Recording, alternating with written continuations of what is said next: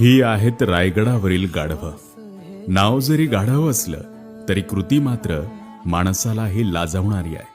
तुम्ही मी राजांच्या रायगडावर फक्त पर्यटन किंवा अभ्यासनासाठी जातो, पण रायगडाच्या संवर्धनासाठी रक्ताचं पाणी करणारे हे मुख्य प्राणी.